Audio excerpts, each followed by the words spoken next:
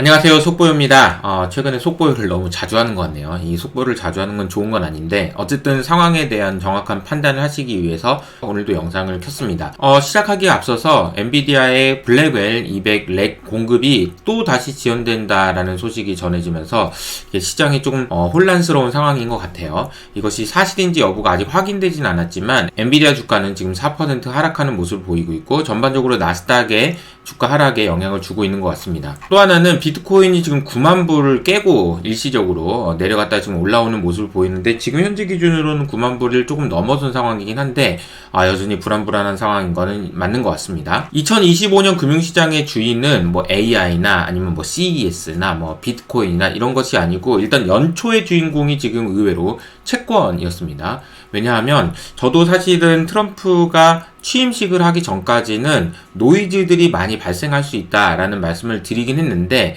지금 어쨌든 이 영상을 보시는 많은 분들이 금리 상승에 대한 두려움이 굉장히 클 것 같아서 그 내용에 대한 소개를 해드리도록 하겠는데요. 제가 말씀드릴 거는 이런 부분이에요. 금리 상승이 되는 거 걱정스러운 거 맞습니다. 그런데 이게 지나치게 과대 해석되는 것은 경계할 필요가 있습니다. 이런 말씀을 좀 드리겠습니다.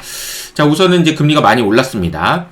아시는 것처럼 작년 4월 달에 있었던 금리 고점이 4.7%였는데 이 금리 수준을 훌쩍 뛰어넘어버리는 그런 상황이 됐고요. 이제는 이제 5%가 그 다음 금리 레벨이라고 보시면 되겠습니다. 이제 많은 분들이 이런 고민들을 하시죠. 연준이 금리를 100bp나 인하했는데 10년물 금리는 100bp 이상 상승하고 이게 말이 되냐? 이거 큰일 난 거다. 이런 생각을 하시는 분들이 많은 것 같아요. 실제로 연준은 금리를 한 번, 두 번, 세 번 이렇게 해서 100bp를 인하했는데 금리는 뭐야? 왜 오르는 거야? 왜? 이런 분위기라고 볼 수 있습니다. 근데 사실 이게 아주 이상한 거냐? 이게 절대 있으면 안 되는 일이냐라고 생각해보면 또 뭐 그렇진 않아요. 왜냐하면 연준이 금리를 내려서 경기가 좋아질 것 같으니까 장기물 금리가 올랐어요. 이거 얼마든지 설명할 수 있는 부분인 거죠. 그런데 이번에 금리가 상승하는 것이 좀 찝찝하고 좀 불길한 이유가 있습니다. 이유는 뭐냐면 미국만 오르는 게 아니고 영국도 오르고요. 영국만 오르는 게 아니라 독일이나 프랑스도 오르고 있기 때문입니다. 지금 현재 금리 상승은 미국뿐만 아니라 모든 나라가 같이 올라가고 있다라는 것이 이제 중요한 포인트가 되겠습니다.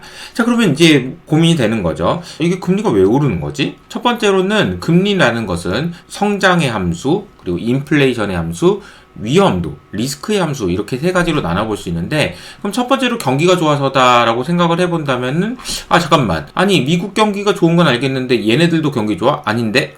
그러면 경기 때문은 아닌가 보다. 이런 생각을 첫 번째 할 수 있을 것 같고요. 두 번째로는 미국 같은 경우에도 이미 12월 달부터는 GDP 나오라고 해서 미국의 이번 분기 GDP 성장률 전망치가 계속 낮아지고 있어요. 이것도 아닌 것 같다라는 생각이 든다는 거죠. 그런데 좀 한 가지 특이한 사실이 있어서 설명을 드리면은 이 주황색 선이 최근 3개월 동안의 금리 레벨이고요. 파란색이 현재 수준이거든요. 그러니까 이게 모든 나라에서 지금 과거 3개월 평균보다 높은 금리 수준을 기록하고 있구나라는 걸 보여주고 있는데 유독 여기 화살표를 친 이 두 개의 나라만 좀 낮네요. 금리가 어디죠? 대한민국과 중국입니다. 대한민국과 중국만 지금 금리가 평균보다 더 낮은 상황. 이게 경제가 안 좋은 것도 반영을 하네. 이런 생각이 좀 들죠. 두 번째로는 이제 인플레이션이 높아서다. 이런 얘기를 할 수 있습니다. 그도 그럴 것이 최근에 유가가 지금 굉장히 많이 올라가고 있어요. 70불 정도 수준에서 작년 하반기 내내 놀다가 갑자기 최근에는 77불까지 올라갔고 브렌트유 기준으로는 80불까지 올라온 상황입니다. 그럼 이게 엄청나게 높은 상황이냐라고 보면 또 뭐 그렇지는 않은 게 2024년 그러니까 작년 이맘때쯤만 해도 이제 80불 후반 정도였었단 말이죠. 90불 넘은 것도 아니고 아직까지 유가를 걱정해야 될 정도는 아닌 것 같아요. 물론 여기서 더 올라간다면 걱정을 해야 되겠지만요.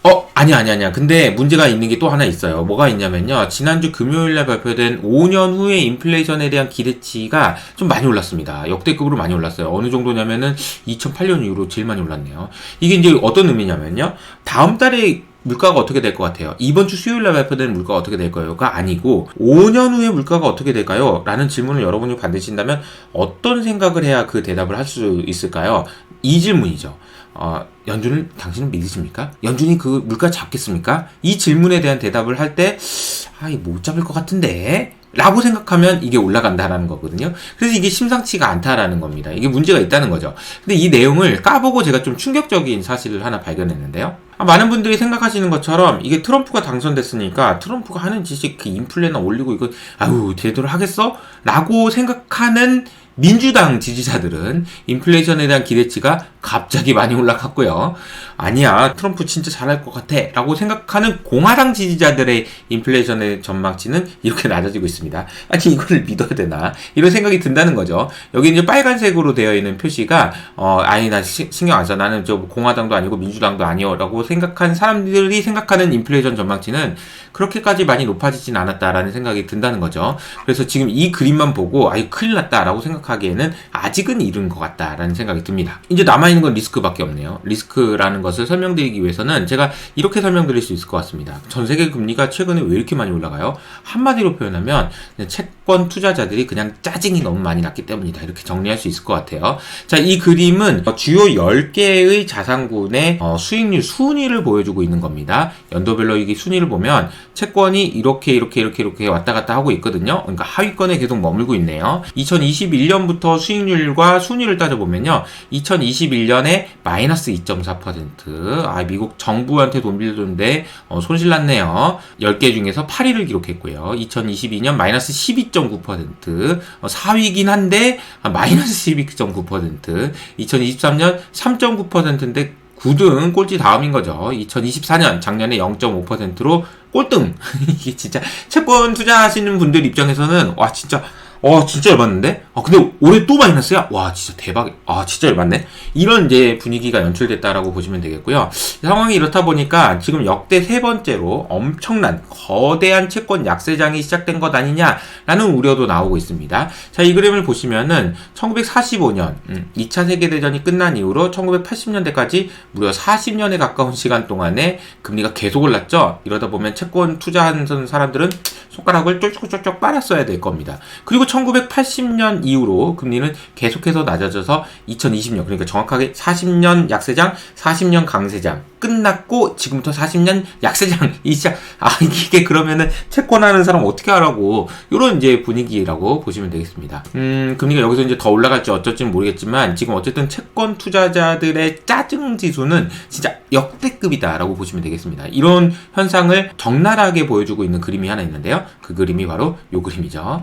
TLT라고 해서 여러분들도 많이 투자하시는 그 ETF일 텐데 장기물 채권에 투자하던 사람들이 진짜 많았어요. 경기 침체 온다 하면서 투자를 많이 했었는데 난 모르겠다. 이게 그냥 다 팔아버려. 그러니까 미국 채권이 뭐 그냥 팍 이런 이제 짜증들이 이제 섞여서 나오면서 금리가 상승하는 모습을 보여줬다. 이러다 보니까 이제 거창하게 나오는 말로는 이제 채권 자경단이란 말이 나오죠. 그래서 채권 자경단이라는 것은 정부가 재정 적자를 확대하고 인플레이션이 걱정되고 어쩌고저쩌고 하면서 이 불만을 표시하기 위해서 채권을 그냥 대량 매도해버리는 그런 투자자들을 채권 자경단이라고 합니다. 최근에는 2022년에 영국에서 리즈 총리를 사임시키는 그런 결과도 만들어내긴 했습니다.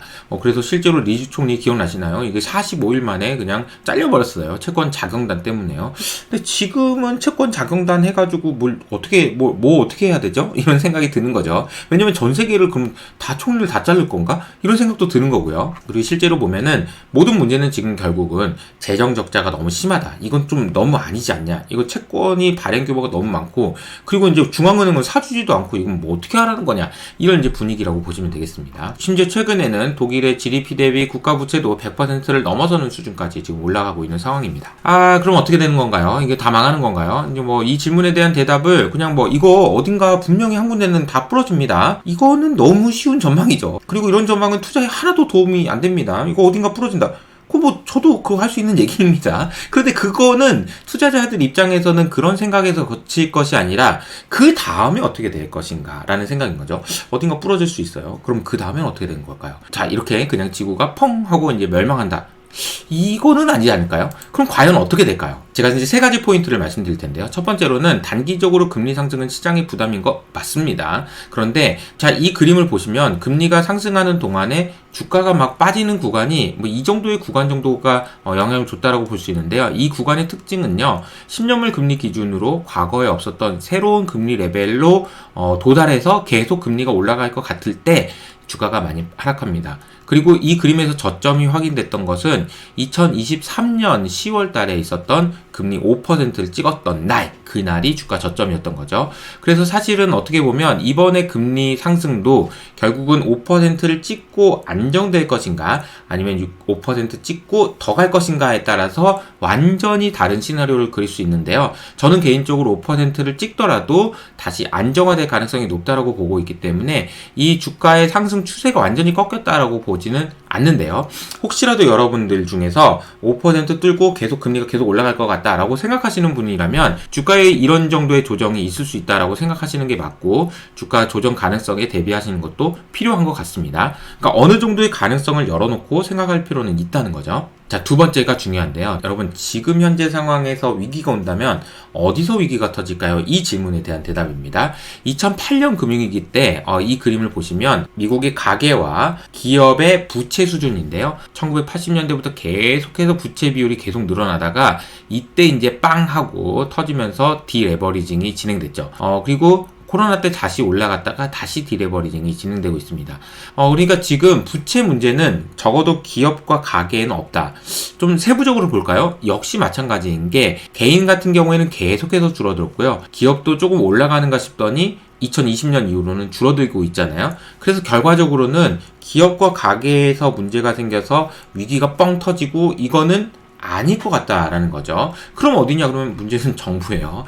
그래서 제가 이번 주말에 그냥회에서도 말씀드렸던 것처럼 역사상 가장 중요한 국가 개조 프로젝트 도지가 성공하는지 여부가 국가의 부채를 계속해서 유지할 수 있는지를 결정하기 때문에 매우 중요하다고 말씀드렸던 것도 이 부분이라고 생각하시면 됩니다. 그런데 이제 반대로 우리가 이제 어떻게 투자할 것인가를 생각해 보면 이거는요, 개인과 기업이 망해서 걔네들이 망한 거를 어떻게 좀 뭐 살려줘? 말아? 창조적 파괴해버려? 이런 정도의 문제가 아니라는 거예요. 이 문제의 크기가 훨씬 커졌다는 겁니다. 이거는 그러면 금리가 올라가서 그러면 세상이 망해? 그러면 어떤 그림을 그리셔야 되냐면은 미국이 망하는 거고요. 영국이 망하는 거고요. 그려지시나요? 안 그려지잖아요. 근데 그 이유를 생각해 보면은 이런 부분이죠. 만약에 미국의 금리가 더 올라가가지고 뭐 세상이 망할 것처럼 이런 상황이 된다라고 한다면 무엇을 할 수 있을까요? 라고 생각을 해보면 연준이 더 이상 미국 국채를 안 팔면 됩니다. SVB 은행 터졌을 때 생각해보시면 잠깐 정도 연준이 돈을 풀었던 거 아시죠? 이게 양적 완화냐 아니냐가 중요한 게 아니라 대출이든 뭐든 돈이 밖으로 나갔다는 게 중요합니다. 돈이 나가서 일시적으로 주가가 빠졌지만 다시 급등하는 모습을 보였잖아요. 그리고 나서 그 이후로는 지금 연준에서 계속 미국의 채권을 팔고 있습니다. 정 문제가 된다. 그만 팔면 됩니다. 이제 그런 일들이 남아있다는 거예요. 아예 카드가 없는 건 아니라는 거죠. 마찬가지로 BOJ, ECB, 연준 모두 자산을 줄이고 있는 상황이기 때문에 혹시라도 채권이 너무 문제가 되는 상황이다 그러면은 중앙은행에서 그러면 이제 그만 팔까? 라는 생각만 하더라도 시장이 안정될 수 있는 여지는 충분히 있다는 거예요. 그러니까 금리가 한번 올라간다는 것이 천정부지로 그냥 계속 올라간다? 물론 그럴 수도 있지만 이번에는 정부를 걸고 하는 싸움이라니까요. 개인과 기업이 망가지고 이런 문제가 아니에요. 훨씬 더 큰 문제라는 걸 생각하실 필요가 있습니다. 서두에 말씀드린 것처럼 지금 금리가 올라가는 것은 미국, 영국, 독일, 프랑스 모든 나라에서 공통적으로 진행되는 일이고 이게 심상치가 않고 어디선가 문제가 생길 수도 있다라는 생각을 할 수 있어요. 하지만 이대로 게임이 끝난다라고 보기에는 이 크기가 너무 크기 때문에 분명히 어떤 조치를 통해서 막아낼 가능성이 높고, 이번 금리 상승 때문에 부러져가지고 여러분들이 자녀에게 2025년 1월달이 금리 고점이었고 그 이후로 한 번도 주가의 고점을 본 적이 없었단다, 이런 일이 발생할 가능성은 낮다라고 생각하시는 게 필요할 것 같습니다. 금리 상승이 부담인 건 맞지만 이것에 대해서 지나친 공포감을 갖는 거는 경계할 필요가 있다는 말씀을 드리면서 오늘은 여기서 마무리하도록 하겠습니다. 그리고 제가 소개해드린 이 속보요는 오늘 밤까지는 무료로 공개해 놓을 테니까 궁금하신 분은 밑에 있는 댓글을 통해서 확인해 보시기 바랍니다. 저는 여기서 인사드릴게요. 안녕!